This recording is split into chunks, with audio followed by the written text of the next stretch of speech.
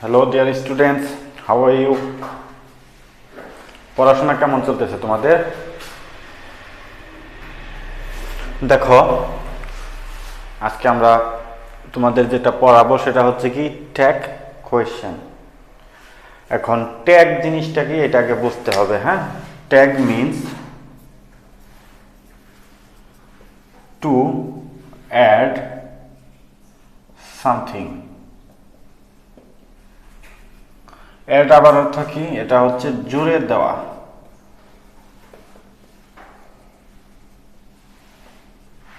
হ্যাঁ, তোমরা এটা সবাই জানো, যেহেতু সবাই ফেসবুক ব্যবহার করো, তো জানোই তো যে ওকে ট্যাগ করিস, ওকে ট্যাগ করিস, এইটাই হচ্ছে ট্যাগ। এই ট্যাগ কোশ্চেন এটাই হচ্ছে মূল বিষয়। কিন্তু এটা দুই প্রকার, একটা হচ্ছে কোয়েশ্চেন ট্যাগ আর একটা হচ্ছে কমেন্টস ট্যাগ। কোয়েশ্চেন ট্যাগটা কি? যেমন মনে করো লিখলাম হি ইটস রাইস,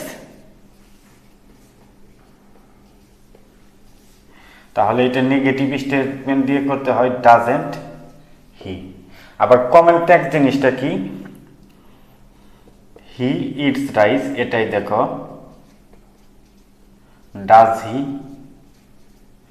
মানে নিজেই মনে করো প্রশ্ন করতেছে আবার নিজেই অ্যান্সার দিতেছে। ঠিক আছে, এটা নেগেটিভ স্টেটমেন্ট দিয়ে, আর এটা পজিশন, সে ভাত খায়, তাই না? আমরা এটা একটা হচ্ছে কোয়েশ্চেন ট্যাগ, আর কমেন্ট ট্যাগটা হচ্ছে কি সে ভাত খায়, তাই না? তাই না বলে কি তাই, এরকম আর কি। হ্যাঁ, তো ট্যাগ কোশ্চেন আমরা যদি করতে যাই, একটা স্ট্রাকচার লাগে, সেটা হচ্ছে তার আগে তোমাকে সেন্টেন্সটা লিখতে হবে। যে সেন্টেন্সটা দেওয়া থাকবে, প্রথমে তোমাকে সেন্টেন্সটা লিখতে হবে। সেন্টেন্স লিখার পরে একটা কমা দিতে হবে, কমা দিয়ে এইভাবে একটা দাগ, দাগের পরে এইরকম, এখানে হচ্ছে অক্সিলারি, এরপরে হচ্ছে মনে করো যে সাবজেক্ট। এই সাবজেক্ট সম্পর্কে তোমাকে যেটা বুঝতে হবে সেটা হচ্ছে যে এটা প্রনাউন ফর্ম বসে। প্রনাউনটা তো এর আগে অবশ্যই মোটামুটি বুঝতেই পারো, যেমন রাসেল, রাসেলের প্রনাউন ফর্মটা কি? হি। রোজিনা, এটার প্রনাউন ফর্মটা হচ্ছে কি? শি। এই স্ট্রাকচার মেনটেন করে করতে হয়। তবে তোমাদের প্রথম বা মেইন যে রুলস সেটা আগে বুঝতে হবে, তারপরে সামনে আগাতে হবে। সেটা হচ্ছে কীরকম? এইভাবে করার পরে তোমাকে মনে রাখতে হবে স্টেটমেন্ট, মনে করো অ্যাফার্মেটিভ হলে বা পজিটিভ হলে যেটা বলো তোমরা, সেটা সমস্যা নেই।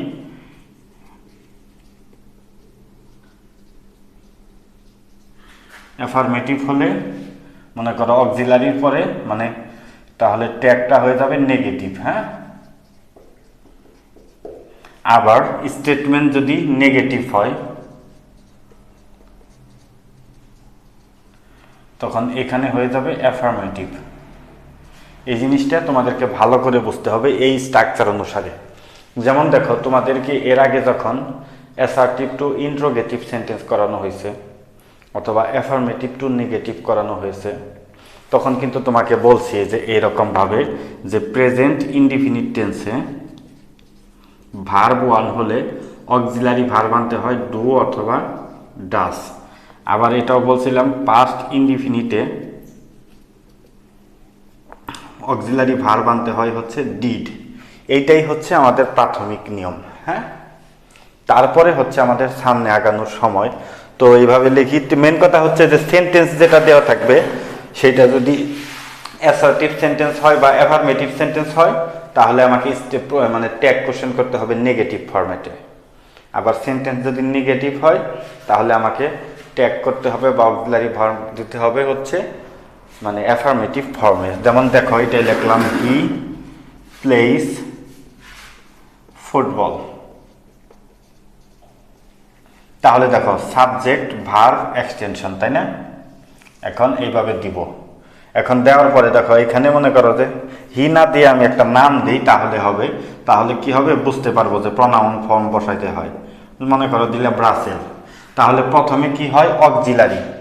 অক্সিলারিটা কি? এখানে প্লেস আছে, তার মানে প্রেজেন্ট ইনডিফিনিটে হচ্ছে কি ভার্ব ওয়ান, তাহলে আমার অক্সিলারি ভার্ব হবে কি ডাজ। ভালো কথা। এখন দেখো রাসেল প্লেস ফুটবল, এটা কি অ্যাফার্মেটিভ ফর্ম না নেগেটিভ ফর্ম? এটা হচ্ছে অ্যাফার্মেটিভ ফর্ম। এই জন্য এই ট্যাগটাকে করতে হবে হচ্ছে কি এন টি, ডাজেন্ট। এখন রাসেল, এই রাসেলের প্রনাউন ফর্ম হচ্ছে কি হি, এরপরে অবশ্যই একটা কোয়েশ্চেন চিহ্ন, তাহলেই হয়ে গেল ডাজেন্ট হি। আবার এই একটা জিনিসই নেগেটিভ যদি পড়ি, রাসেল ডাজেন্ট প্লে ফুটবল, তাহলে এখানে অক্সিলারি কি হবে, ডাজেন্ট, এটা দেওয়াই আছে, তাহলে এটার পজিটিভ ফর্ম হবে ডাজ হি। এই দেখো এটা স্টেটমেন্ট নেগেটিভ, এই জন্য এখানে কি করছি পজিটিভ। এখন তোমাদেরকে মানে এই ট্যাগ কোশ্চেন করতে গেলে সংক্ষিপ্ত ফর্মটা শেখা খুবই জরুরি, ঠিক আছে? এই সংক্ষিপ্ত ফর্মটা তোমাদেরকে খুব ভালোভাবে শিখতেই হবে। সেটা হচ্ছে কি, যেমন এম, এই এম এর সংক্ষিপ্ত ফর্ম কিন্তু এই যে এইরকম হবে না, অ্যামেন্ট, এটা কিন্তু হবে না, এটা দিলে একদম কাটা। এম এর সংক্ষিপ্ত ফর্ম হচ্ছে আরেন্ট অথবা A I N T, ant. এটা খুব একটা ব্যবহার হয় না, তোমরাও করবে না, এটা আরেন্ট। তারপরে ইজ, ইজের এই সংক্ষিপ্ত ফর্ম হচ্ছে কি ইজেন্ট। আর আর এর তো আরেন্ট, এটা ভালো করে জানো, আর এন্ট।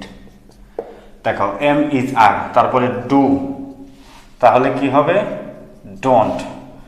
আবার ডাজ, তাহলে কি হবে ডাজেন্ট।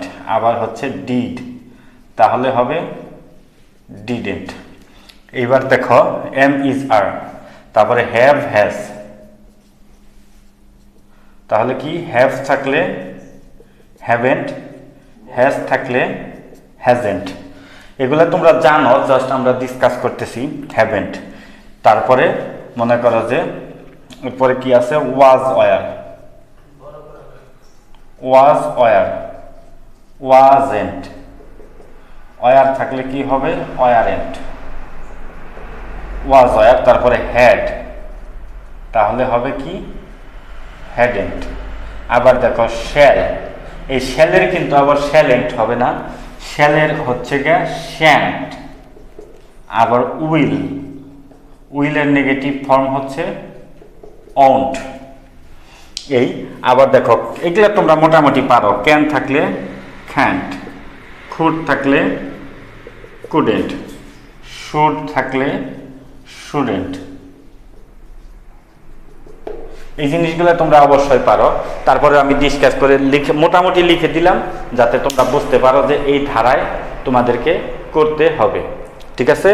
যেমন এইরকম ভাবে যদি মাইট থাকলো মাইটেন্ট, তারপরে যদি ওট থাকতো তাহলে ওট, তার সাথে এন কমা টি, ওঠেন্ট। এইরকম ভাবে নেগেটিভ ফর্মগুলো লিখতে হয়। আর এগুলোর পজিটিভ ফর্ম তো দেওয়াই আছে, ঠিক আছে, বা অ্যাফার্মেটিভ ফর্ম দেওয়া আছে। মেন কথা হচ্ছে আমাদের ফোকাস থাকবে হচ্ছে এরকম, প্রথমে অক্সিলারি ভার্বটা দিতে হবে, অক্সিলারি ভার্বের পরে এনটি থাকতেও পারে অথবা স্টেটমেন্ট থাকতেই পারে, তারপরে সাবজেক্টের কি প্রনাউন ফর্ম। এইটাই হচ্ছে মেন রুলস।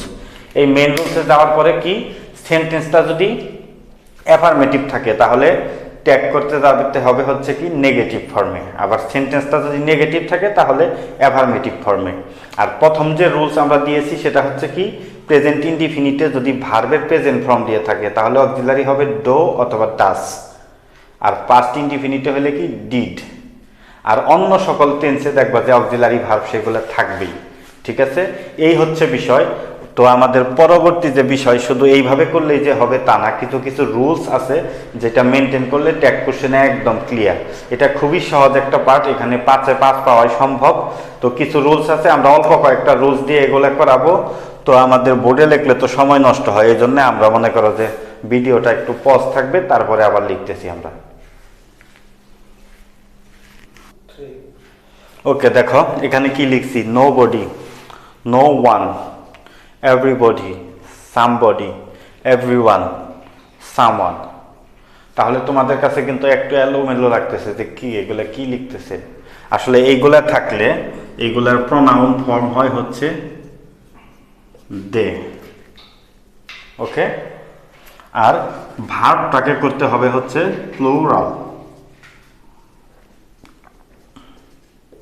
তার মানে কি, ডাজ হইলে ডাজ হবে না, হবে কি ডন্ট। যেমন এটা লিখলাম যে নোবডি কেম হিয়ার সেন্টেন্স লিখবো এটা। তাহলে দেখো আমার নোবডি আছে তাই না, আমি সাবজেক্ট প্রোনাউন ফর্ম লিখবো হচ্ছে কি দে, কোশ্চেন দিলাম। এখন খালি রয়েছে আমার কি অক্সিলারি ভার্বের জায়গায়, দেখো নোবডি আছে এই জন্য এটার প্রোনাউন ফর্ম হচ্ছে দে। এবার দেখো কেম হিয়ার, এটা কোন টেন্স, এটা হচ্ছে পাস্ট ইনডিফিনিট টেন্স। তো পাস্ট ইনডিফিনিটে ভার্ব টু থাকলে আমি বলছিলাম হচ্ছে কি অক্সিলারি ভার্ব হয় হচ্ছে কি ডিড, ভালো কথা বসাইলাম ডিড। এখন দেখো নোবডি কেম হিয়ার, এটা কি অ্যাফার্মেটিভ সেন্টেন্স না নেগেটিভ সেন্টেন্স, এটা হচ্ছে অ্যাসার্টিভ বা অ্যাফার্মেটিভ সেন্টেন্স, এই জন্য স্টেটমেন্ট চলে যাবে কি নেগেটিভ, এই জন্য হবে কি ডিডেন্ট দেই। ঠিক আছে, আবার মনে করো লিখলাম এভরি বডি লাভস হিম, এখানে কমা দিতে হবে কোশ্চেন চিহ্ন। দেখো এভরিবডি আছে, এটা আমাকে ফোকাসড মার্ক, হ্যাঁ, অর্থাৎ nobody, no one, everybody, somebody, everyone, someone, এইগুলা যদি থাকে তাহলে কি হবে দে হবে হচ্ছে গিয়া প্রোনাউন ফর্ম। এখন দেখো লাভস, এটা হচ্ছে প্রেজেন্ট ইনডিফিনিট টেন্স তাই না, এই জন্য এখানে কি হবে ডাজ হওয়া উচিত, তাই হওয়া উচিত না, কিন্তু ডাজ হবে না কারণ দের সাথে ডাজ বসে না, এই জন্য এটাকে বলা হচ্ছে যে এখানে প্লুরাল ভার্ব ব্যবহার করতে হবে, তাহলে এটা নেগেটিভ করতে হবে, তাহলে কি ডোন্ট দে। এই হচ্ছে আমাদের রুলস নাম্বার 1, এই জিনিসটা ধরা জানতে হবে। ওকে, এবার দেখো নাথিং, এনিথিং, সামথিং, এরপরে এটা বস্তুবাচক সিঙ্গুলার নাম্বার হবে, এই জিনিসটা খেয়াল রাখবে। বস্তুবাচক মানে কি, যে কোনো মনে করো যে ব্যক্তি আর বস্তু তো বোঝায় তাই না, ব্যক্তি হচ্ছে কি আমি তুমি সে, আর বস্তু মানে কি খাতা কলম পেন্সিল এগুলা, যেমন এইগুলা যদি থাকে তাহলে তোমাকে প্রোনাউন ব্যবহার করতে হবে, এইগুলার এগেইনস্টে প্রোনাউন ফর্ম হবে হচ্ছে ইট, প্রোনাউনটা হবে কি ইট। যেমন এটাই লিখলাম যে নাথিং ইজ ইম্পসিবল,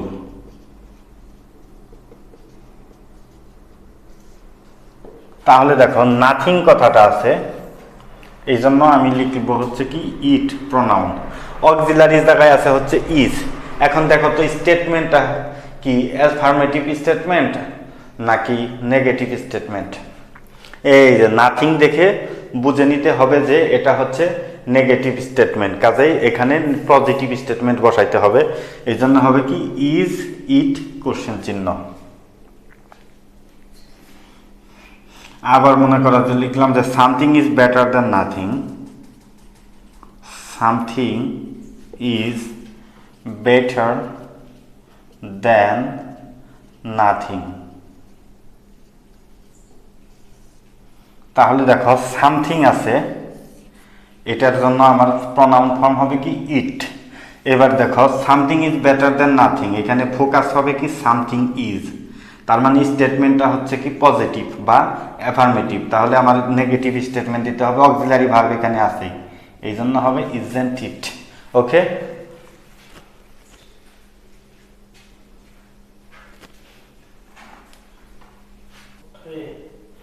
ওকে, এবার দেখো ইদার অথবা নিদার যদি থাকে তাহলে প্লুরাল ফর্ম হয় দে, এটা প্র্যাকটিস পরে দেখাবো। এবার দেখো এই যে hardly, scarcely, seldom, barely, little, a few, এগুলা প্রত্যেকটাই হচ্ছে কি দেখতে মনে হচ্ছে যে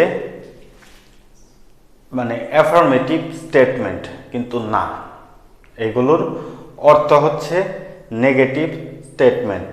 যেমন কি হার্ডলি মানে নামে মাত্র, নাই বললে চলে, স্কার্সলিও তাই, সেলডম অর্থ কদাচিৎ, বেয়ারলি অর্থ, লিটল অর্থ, ফিউ অর্থ অল্প সংখ্যক।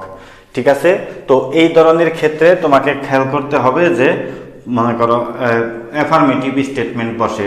ঠিক আছে, যেমন আমি একটা লিখি তাহলে বলতে পারবা, সেটা হচ্ছে a barking dog, a barking dog seldom bites, অর্থাৎ কি ঘেউ ঘেউ করা কুকুর কামড়ায় না বললেই চলে বা কদাচিৎ কামড়ায়, এই জিনিসটা খেয়াল করো। A barking dog seldom bites, তাহলে দেখো এই সেলডম এইটাই হচ্ছে আমার কি ওয়ার্ডস তাই না, এই সেলডম আছে, তাহলে মনে করো যে এ বার্কিং ডগ, এটা হচ্ছে কি বস্তু, তাই না? এই জন্য মনে করো যে ইট দিতে পারি, এখানে হি ব্যবহার করা যায় না। ঠিক আছে, এখন দেখো সেলডম কিন্তু বাইটস, এটা হচ্ছে প্রেজেন্ট ইনডিফিনিট টেন্স, এই জন্য অক্সিলারি হবে কি ডাজ। এই যে ডাজ ইট, কি কারণে? মনে করো এটাই লিখলাম যে I have a few books.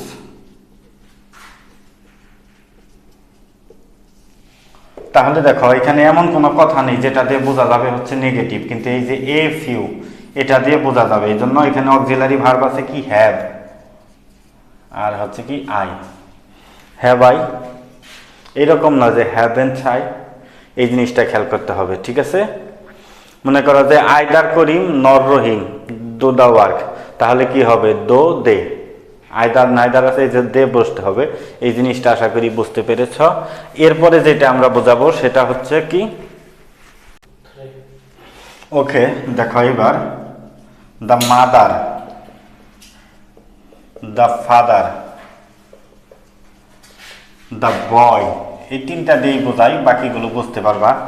The mother যদি ব্যবহার হয় এরপরে অবশ্যই এইরকম থাকবে যে হিম থাকবে, তারপরে হার থাকবে, তারপরে মনে করো দেম থাকতে পারে, এই জিনিসটা খেয়াল রাখতে হবে। এইগুলা থাকলে মনে করো যে এই জিনিসটা তোমাকে খেয়াল করতে হবে। হ্যাঁ, তাহলে দেখো দ্য মাদার, মনে করো লিখলাম রোজ ইন হার।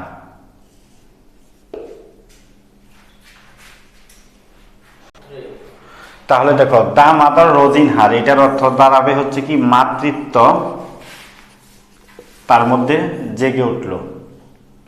তাহলে দেখো দা মাদার যদি আমরা শুধু মাদার যদি বোঝাইতাম, দা মাদার হলে আম্মা নির্দিষ্ট করে বোঝানো হচ্ছে, কিন্তু এই যে হার, এই হার দ্বারা আমরা এখানে প্রমাণ করতেছি যে সেটা হচ্ছে কি তার মধ্যে মাতৃত্ব জেগে উঠলো। ঠিক আছে, এই জন্য মাথায় রাখতে হবে যে এই ক্ষেত্রে সাবজেক্ট ব্যবহার করতে হবে হচ্ছে ইট। এবার দেখো রোজ, এটা রাইস, রোজ, রাইজেন, তার মানে এটা পাস্ট ইনডিফিনিট টেন্স, তাহলে অক্সিলারি ভার্ব হবে কি ডিড। কিন্তু দেখো স্টেটমেন্টটা কি পজিটিভ না নেগেটিভ? স্টেটমেন্টটা হচ্ছে নেগেটিভ, এই জন্য the mother rose in her, এই জন্য হবে কি ডিডেন্ট ইট, অর্থাৎ এরকম হবে না ডিডেন্ট শি। মনে করো এটা দেখলাম যে দ্য বিস্ট, মনে করো যে কি বলবো অ্যারোজ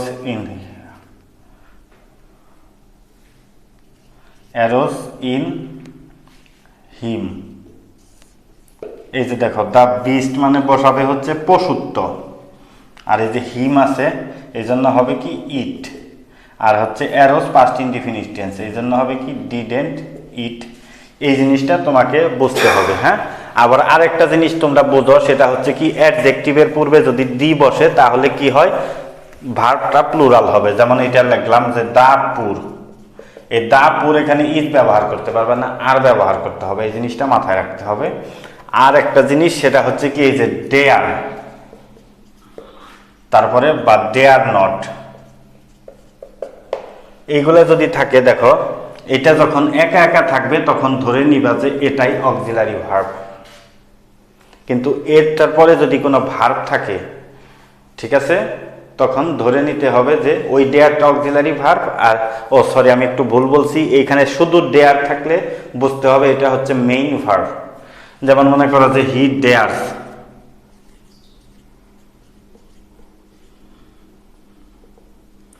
টু ডু ইট, এই যে ডেয়ার্স প্রেজেন্ট ইনডিফিনিট টেন্স, এটা ভার্ব।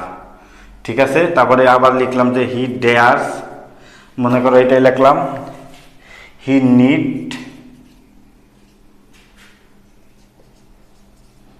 Not do it. তাহলে দেখো এখানে ডেয়ার্স আছে, বোঝা যাবে এটা হচ্ছে মেইন ভার্ব, এই জন্য এখানে অক্সিলারি ভার্ব আনতে হবে। তাহলে কি ডাজেন্ট হি, কিন্তু দেখো হি নিডস নট ডু ইট, এখানে নিড এটা অক্সিলারি ভার্ব আর ডু হচ্ছে মেইন ভার্ব, এই জন্য এখানে কি হবে নিড হি এই হচ্ছে গিয়া বিষয়। আর যেহেতু এটা মনে করো নেগেটিভ স্টেটমেন্ট, এই ক্ষেত্রে আর এনটি দিলাম না। এই হচ্ছে টোটাল। এই কয়েকটা জিনিস যদি তুমি মোটামুটি আয়ত্ত করতে পারো, তাহলে তোমার ট্যাগ কোশ্চেনে আর সমস্যা হওয়ার কথা না। ওকে।